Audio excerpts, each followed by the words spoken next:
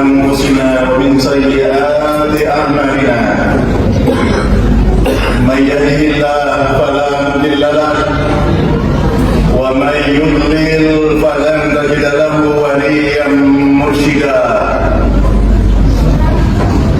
أشهد أن لا إله إلا الله وحده لا شريك له وأشهد أن محمدا عبده ورسوله وصفيه وحبيبه.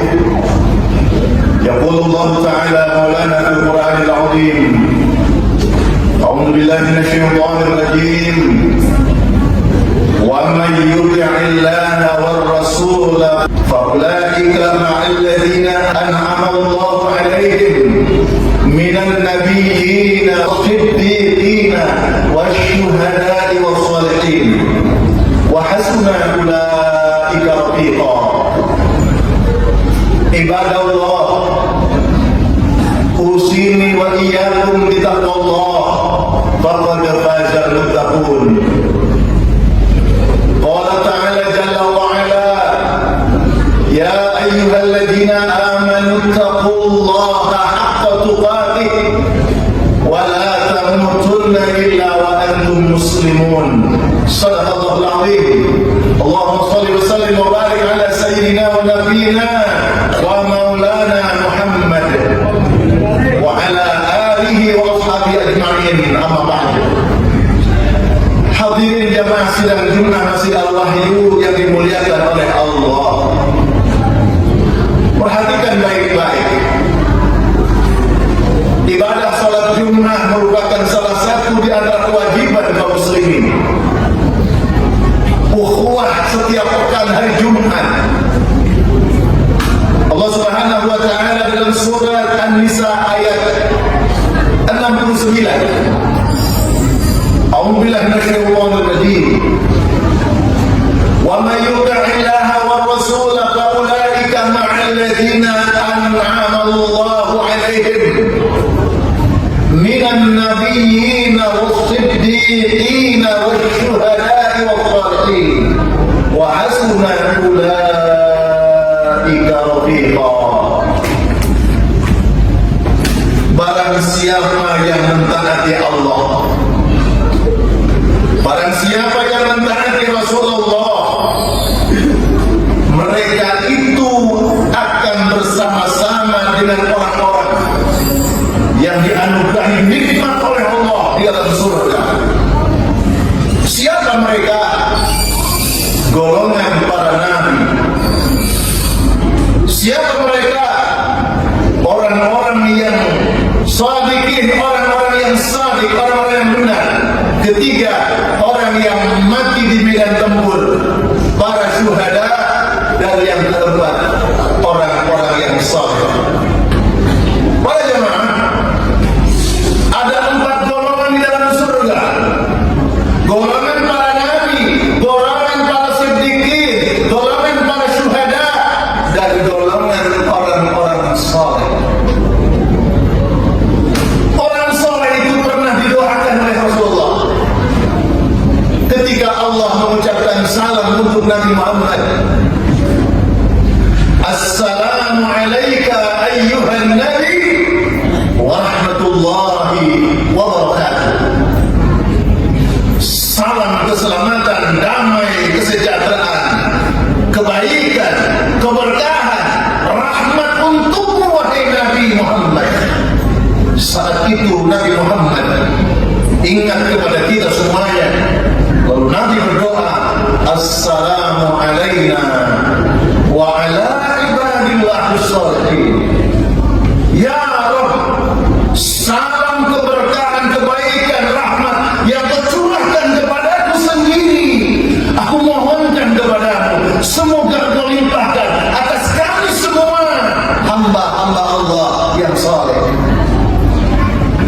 Lalu siapa yang tidak ingin dimasukkan ke dalam surga, gabung dengan para nabi, bersama para siddiqin, bersama para syuhada, bersama orang-orang saleh. Siapa yang tidak kepingin? Dan siapa yang tidak ingin didoakan oleh nabi menjadi orang-orang yang saleh? Jawabannya di dalam surat Ali Imran ayat 113 ayat 114. A'udzu billahi minasyaitonir rajim. Laisu sawa min ahlil kitabi ummatun qa'imatun yadhkuruna ayatillah ana al-laili wa hum yasjudun yu'minuna billahi wal yawmil akhir wa ya'muruna bil ma'ruf wa yanhauna 'anil munkar wa yusari'una fil khairat wa ulaika minas shalihin. Orang-orang yang soleh, mereka itu yang pertama yatluna ayatillah, mereka yang senang membaca ayat-ayat Allah, mereka yang senang membaca Al-Quran. Saudaraku muslim, mukmin, kalau engkau ingin digolongkan sebagai hamba yang bertakwa kepada Allah, baca Al-Quran, senangi Al-Quran untuk membacanya. Tidak melulu menunggu bulan Ramadan. Setiap hari, setiap waktu, hanya beberapa ayat, beberapa lembar, istiqamah. Senang membaca ayat-ayat Allah. Yang pertama. Yang kedua, al-laili wa hum yasjudun, mereka senantiasa sujud. Qiyamul lail, salat di waktu malam. Orang mukmin itu senang bangun malam hari untuk sujud kepada Allah. Kanu qalilan minal laili ma yahjaun. Orang-orang yang ada dalam surga itu punya kata kunci. Apa kata kuncinya? Mereka selalu sedikit tidurnya di waktu malam. Kenapa? Mereka sujud kepada Allah Subhanahu wa ta'ala, melakukan sholat tahajud. Itulah yang kedua ciri orang yang soleh. Rencanakan, bikin planning yang baik. Saya dalam sepekan ini minimal 1 kali saya sholat tahajud. Qiyamul lail sudah mampu 1 bulan kita laksanakan, kita tingkatkan. 1 pekan 2 malam saya bangun tahajud, terus ditingkatkan. Karena orang yang senang bangun lalu menunaikan sholat di waktu malam, itu di antara tanda orang yang saleh. Yang ketiga, yu'minuna billahi wal yawmil akhir. Yang ketiga ciri orang yang saleh itu, mereka beriman kepada Allah dan mereka beriman kepada hari akhirat. Jemaah, gara-gara kita iman kepada Allah, gara-gara kita iman kepada hari akhirat, itu pasti terjadi. Kita hadir menunaikan ibadah sholat kita ini, kita datang di majelis ini, kita keluarkan infak sedekah karena panggilan iman kepada Allah, iman kepada hari akhirat, tempat kita kembali semuanya. Yang keempat, wa ya'muruna bil ma'ruf, mereka memerintahkan, menyuruh untuk berbuat ma'ruf, untuk berbuat kebajikan. Jadi umat Islam jangan jadi umat yang cuek terhadap lingkungan yang tidak baik. Kalau engkau soleh, engkau ada bagian tugasmu dalam kehidupan itu. Apa? Menyuruh kepada yang ma'ruf. Ayo nak sholat, ayo nak berkata